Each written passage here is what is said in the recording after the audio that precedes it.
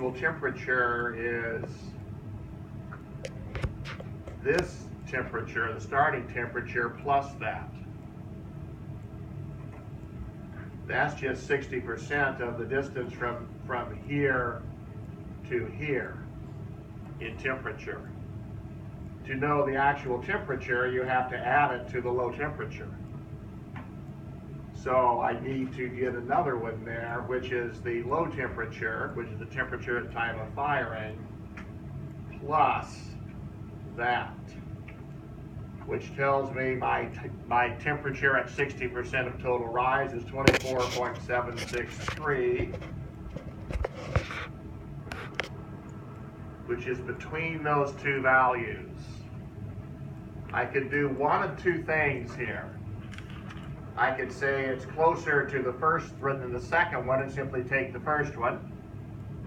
Or I could interpolate between them where the temperature really is. It's probably good enough to simply take that piece of data, but I always want to do things right. So I'm going to show you the interpolation. Why this one and not that one? Because 24.76 is closer to this.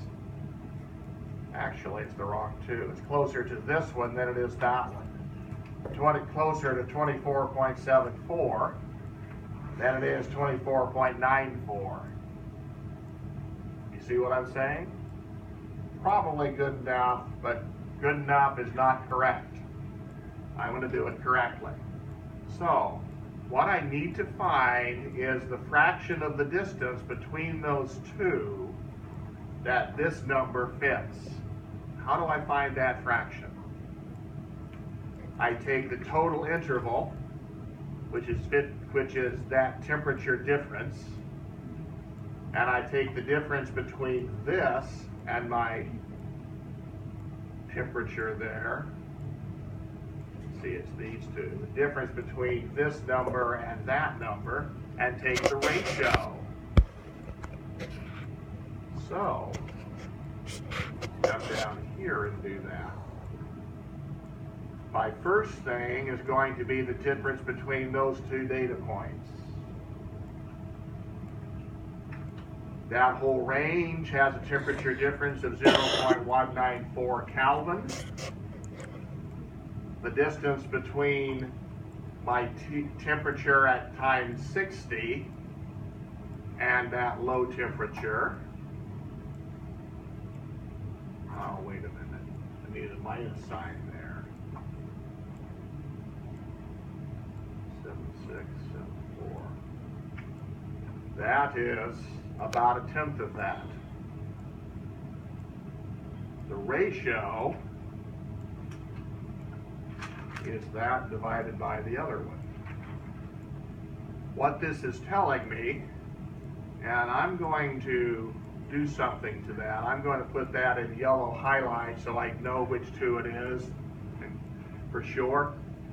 That this T60, that number, is about 0.74 between those two.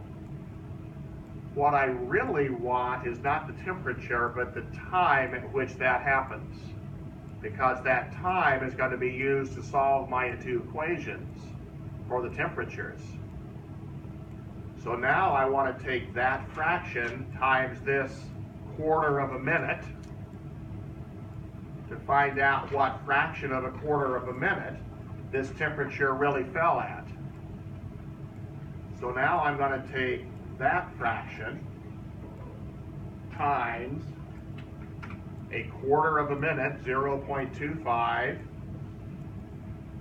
and you can probably figure out, I want to know what it is after 7, so I'm going to add 7 to that. So it'll be between 7 and 7.25.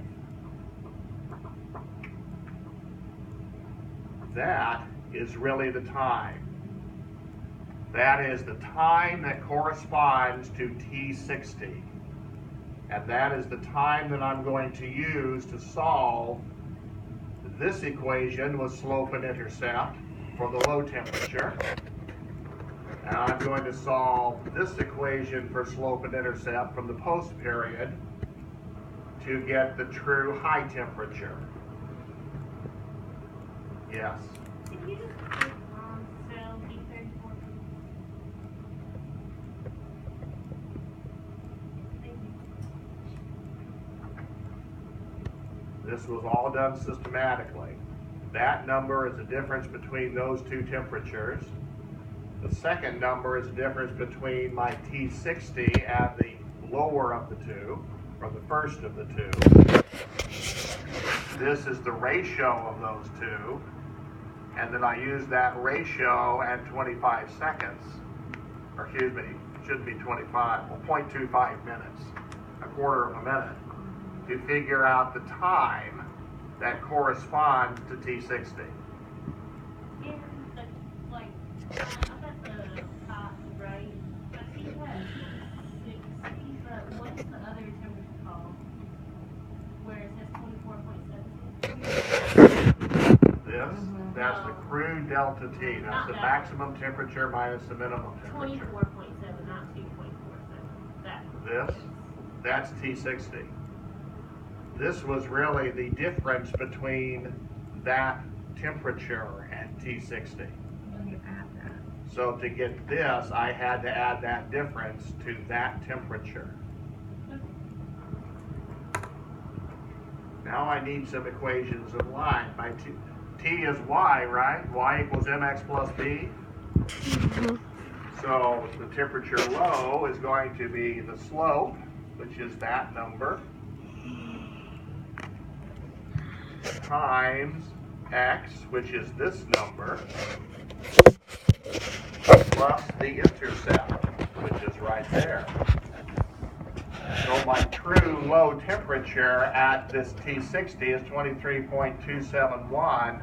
Notice that's lower in temperature than when I fired it, because the temperature was still, you can think about the temperature still decreasing until you get to time at T60. And the high temperature is done similarly. It's equal to mx plus b, but this time I take it from this set of data, which comes from this post period. There's slope times that time plus the intercept. And the true high temperature is 25.818. Notice that 25.818, where's the high temperature here?